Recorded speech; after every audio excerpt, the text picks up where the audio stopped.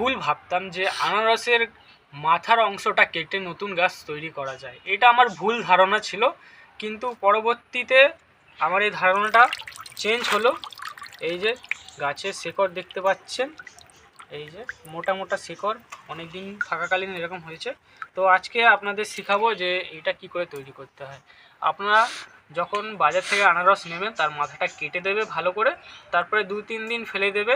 তাহলে ডাইরেক্ট লাগালে কি হবে, ডাইরেক্ট পচে যাবে, শিকড় গজাবে না। তো ফেলে রেখে দেবেন। তারপরে একটু জল হোক কি বেশি জল হোক, এরকম আপনারা ডাইরেক্ট এরকম রেখে দেবেন। 2-3 দিন ফেলে দেখবেন, তারপরে এর রেজাল্ট দেখতে পাবে যে হালকা হালকা শেকড় গজাচ্ছে। তো আমি কি করেছিলাম, অল্প জল দিয়ে এটা আমি বসিয়েছিলাম, তখন হালকা বেরোচ্ছিলো শেকড়। তারপরে কি হলো, এটা এরকম বাইরে পড়েছিল, তো বৃষ্টি হওয়াকালীন এর কাছে জল ভরে গেছে। তো অনেক দিন দিয়ে ফেলা ছিল, আমি দেখিনি। তারপরে দেখলাম যে এত শেকড় গজিয়ে গেছে। তো আপনারা জলে ফেলে রাখলেই চলবে, তাহলে হয়ে যাবে। মেনটা কি করতে হবে আপনাদের, যে 2-3 দিন আপনাদের এমনি নর্মাল ফেলে রাখতে হবে। যখন আপনারা আনারস কিনবেন তার মাথাটা কেটে 2-3 দিন ফেলে রাখতে হবে। তারপরে এরকম জলে দেবেন, ডাইরেক্ট কিচ্ছু হবে না, ডাইরেক্ট রেজাল্ট আপনাদের সামনে।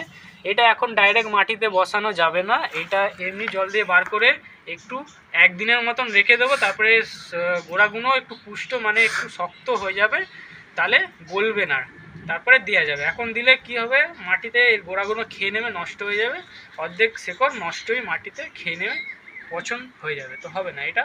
তারপরে লাগালে হয়ে যাবে। আর এর মধ্যে এইটা ফলও আসতে একটু দেরি হবে।